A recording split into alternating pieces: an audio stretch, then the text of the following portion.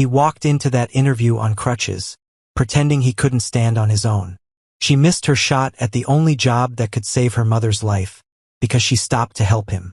Neither of them knew that decision would destroy everything, and rebuild it into something neither of them expected. The lobby of Hargrove Industries smelled like money. Cold marble floors, glass walls 30 feet high, security guards in pressed suits standing at every door like they were guarding a president. Jalen stood near the elevator bank, watching. He wasn't dressed like a billionaire. Old gray hoodie, worn-out sneakers, a pair of battered crutches under his arms, one leg wrapped in a cheap drugstore brace. Nobody looked at him twice, and that was exactly the point. He had done this before. Walked into his own company disguised as someone who had nothing. Watched how his people treated strangers. Watched what happened when no one thought the boss was watching. What he saw today made his jaw tighten. 2 women in the hiring line were tearing apart a girl who was standing 6 feet away from them. Voice low enough to feel safe, loud enough for everyone to hear. "She looks like she shops at a gas station," one of them said, not even bothering to whisper. The other one laughed. "Did she walk here from a shelter?" The girl they were talking about didn't turn around. She just stood there, holding a manila folder against her chest so tightly her knuckles had gone pale. Her name tag read Morgan. She was wearing clean clothes. Nothing expensive, but clean, pressed, clearly ironed that morning. Her shoes had a scuff on the left toe. Her hair was pulled back tight. She looked like someone who had spent the whole night preparing and still knew she was starting 10 steps behind. Jalen watched her. She didn't cry. She didn't snap back. She just stared at the elevator doors and breathed slowly, like she was counting something in her head. One job. He could read it on her face. Just give me one chance. The woman leading the pack, tall, red blazer, sharp smile, was named Tara. She was one of Hargrove's senior HR managers. She had worked there for 4 years. She had hired 63 people. She had rejected hundreds more. She glanced over at Jalen on his crutches and made a face. "Who keeps letting people like that through security?" she said to the woman beside her. "This is a corporation, not a disability clinic." The other woman snickered. Jalen said nothing. He shifted on his crutches and looked at the elevator. The doors opened. Everyone moved to get on. That's when it happened. One of Jalen's crutches caught on the marble edge. He went sideways. Not a dramatic fall, just a stumble, just enough that he grabbed the door frame and missed the elevator entirely. The doors slid shut in front of him.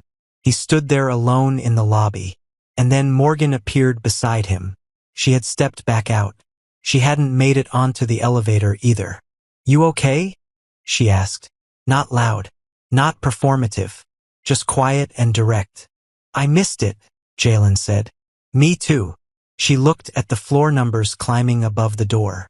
"There's another one on the left side. Takes longer, but it works." She walked him to it.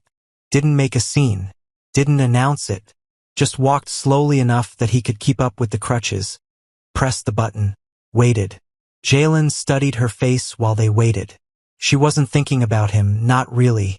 Her lips were moving slightly, like she was rehearsing something.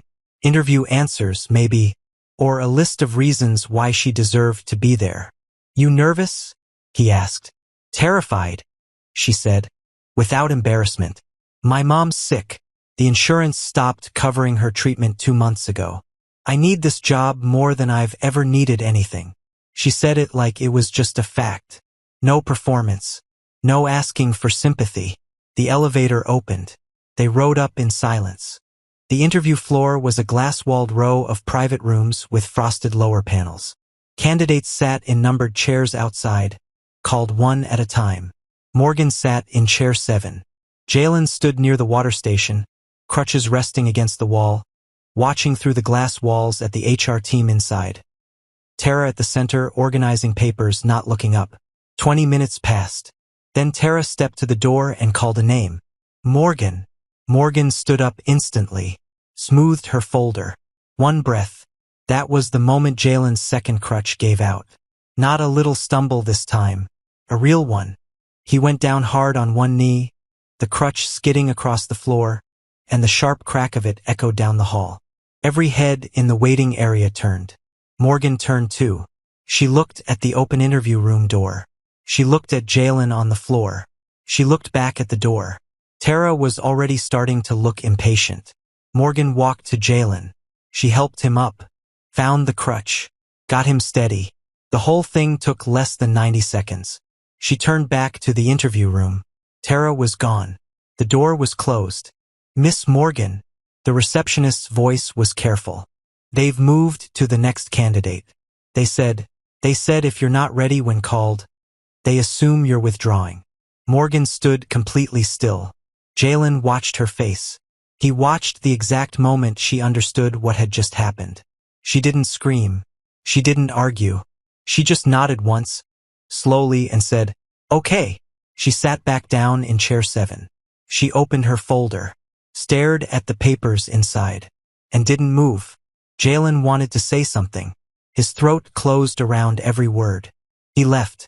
That night, Jalen sat in the back of his car outside a building he owned and stared at his phone.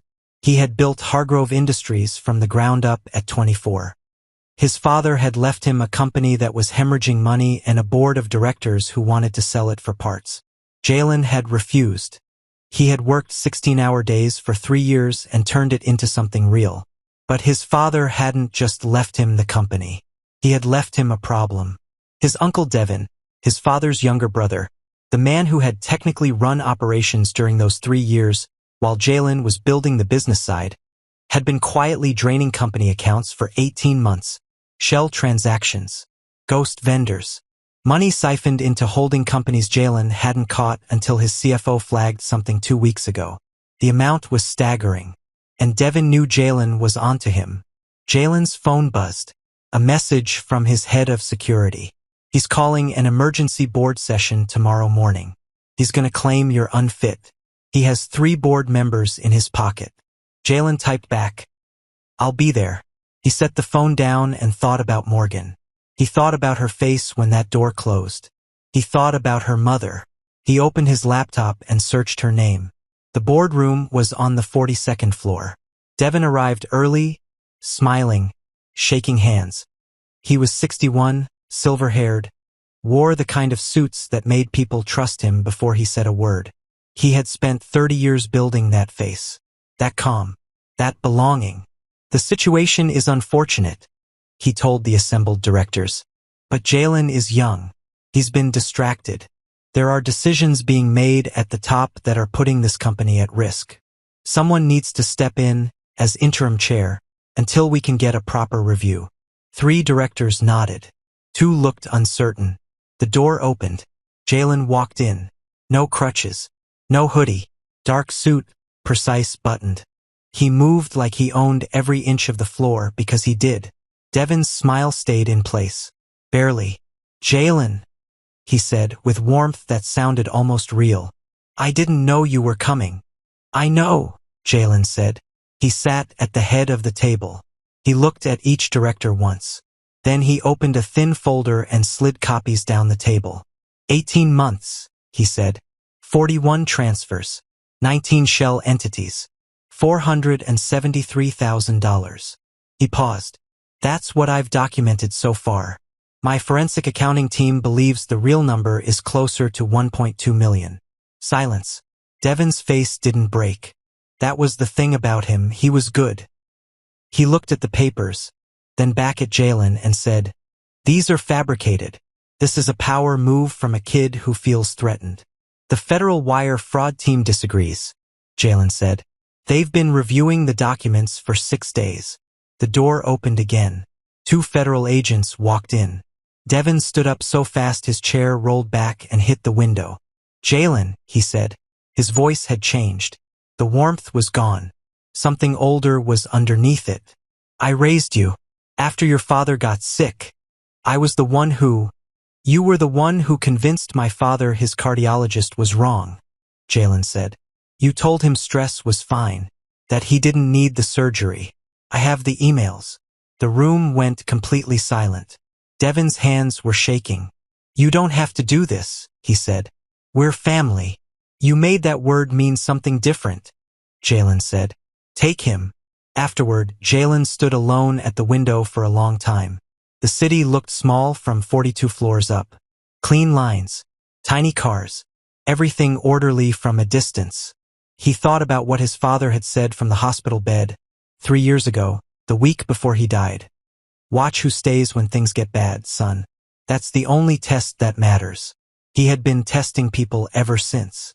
He had found exactly one person who passed without knowing she was being tested. And he had let that door close on her face. He didn't know how to find her. He ran advertisements. Hargrove Industries open hiring. All positions. Apply now. 40,000 applicants in 3 weeks. He reviewed every name on the HR shortlist personally, which made his staff think he had lost his mind. Morgan wasn't there. He drove to the address on her old application form. A third-floor apartment in a building near the edge of the city. The landlord told him she'd left 2 months ago. Couldn't pay rent. He didn't know where she went. Jalen spent 6 weeks looking. Then one afternoon he drove out to visit an old college friend, Darius, who ran a large industrial plant about 40 miles outside the city. They were standing near the edge of the yard, talking, when Jalen saw her. She was carrying a load of materials on a flat cart across the yard floor. Her hair was tied back. Her hands were rough. She was moving fast, head down, like someone who had long stopped looking up. His chest stopped. He knew her immediately. The way she moved. The way she held her shoulders. Like someone who was exhausted but would not let herself stop. He pulled his mask up. He'd been wearing one against the dust and grabbed Darius's arm. "That woman," he said, keeping his voice level. "Who is she?" Darius looked over. Exhaled slowly. "Morgan. She applied everywhere after her mom passed. Never caught a break. Smart girl, serious, completely reliable, but she never got hired anywhere that paid enough. Lost her apartment. She's got 2 younger sisters she's taking care of now. Pays their school fees, food, rent on a room they share." He shook his head. "She doesn't complain. Just works." Jalen's voice had gone somewhere he couldn't reach. "Her mom passed 2 months after she lost that job at your company." Darius looked at him sideways. "You okay? You look pale." Jalen said nothing. He walked to his car, got in, closed the door, and sat there for a very long time. That evening he put the hoodie back on. He drove to the address Darius had given him, a narrow one-room rental in a row house near the plant. He walked up the front path leaning on a single cane. He'd left the crutches behind, but the cane was enough, and made sure the bottom tip caught on the uneven paving stone just before the door. He sat down on the step. He waited. 20 minutes later, Morgan came around the corner. She was still in her work clothes, carrying a plastic grocery bag. Eyes down. She saw him before she reached the step. She stopped. "You," she said. He looked up. "I wasn't sure you'd remember me." She stared at him. The elevator. The interview. She sat down on the step a foot away from him, grocery bag on her knees. "Your crutch broke." "My cane broke this time," he said. "Different leg." She almost laughed. "Almost." "I live here," she said. "I know. I'm sorry. I was walking by and I didn't want to sit on the ground." She studied him for a moment. Then she stood up and opened the door. "Come in," she said. "I have food." The room was small. A folding table, 2 plastic chairs, a hot plate on a wooden crate, a curtain separating what was probably 2 mattresses on the floor. But it was clean in a way that took effort, deliberately, carefully clean. Like someone fighting back against every hard thing with a scrub brush. Morgan made rice and beans. She served it in 2 mismatched bowls. They sat at the folding table. He asked her about her sisters.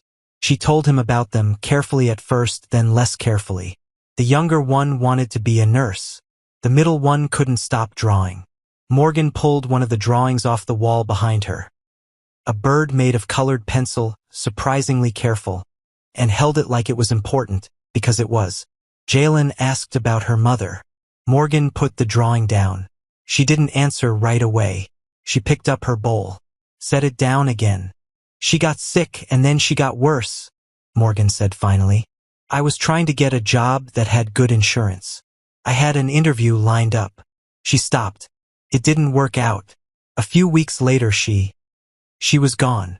She said it quietly. No performance. Just the weight of it sitting on the table between them. Jalen looked at his bowl. He did not say, I was there. I'm the reason. He did not say, I am so sorry it was me. He held it inside where it had been burning for weeks, and he breathed through it. I'm sorry, he said, and meant it in ways she couldn't know. She nodded once. They finished eating in silence.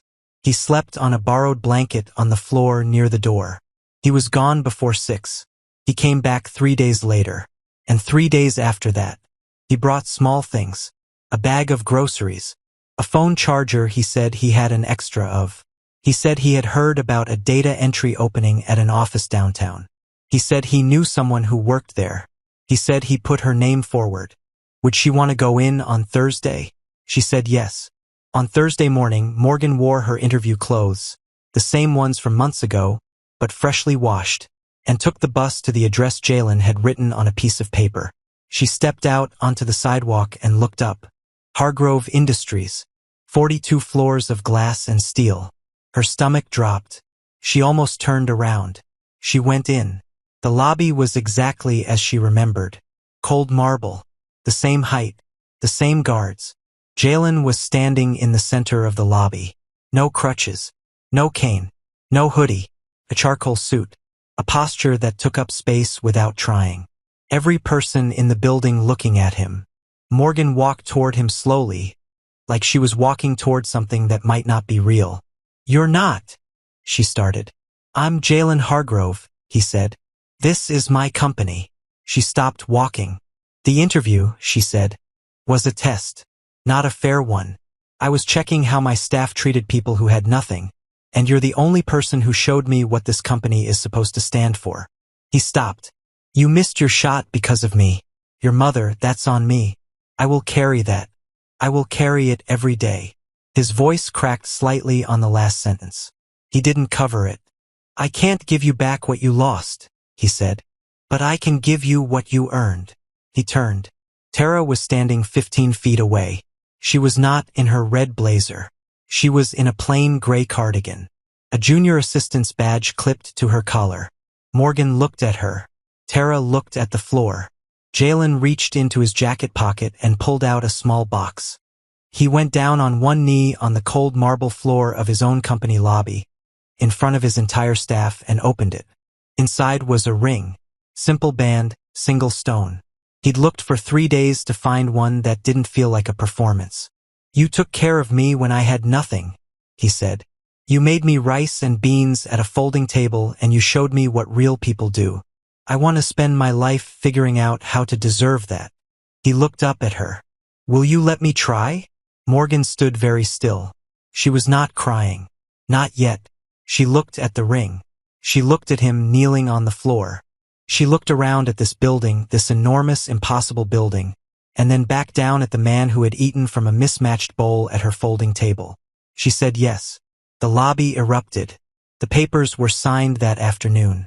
Morgan became co-director of Hargrove's Community Hiring Division, a new department, Jalen's first act as restructured chair, designed to find and train candidates who had been overlooked. Not charity. Structure. Morgan built the intake process herself. It was operational within 6 weeks. Tara was not fired. She was reassigned directly under Morgan's department, processing applications, fielding calls, organizing files. She reported to Morgan every Monday morning. She called her director. Morgan's sisters enrolled in the best school in the district. The younger one is still going to be a nurse. The middle one is still drawing better now with actual supplies. The folding table is still in Morgan's old room. She offered to have it thrown out. Jalen said no. It sits in the corner of his office on the 42nd floor, tucked near the window. His staff thinks it's a design choice, something curated, something intentional. It is intentional, just not in the way they think. The door that closes on you isn't always the end. Sometimes it's the only way the right one opens. But the person who steps back out to help, that's never an accident. That's character. And character is the only thing that survives everything else.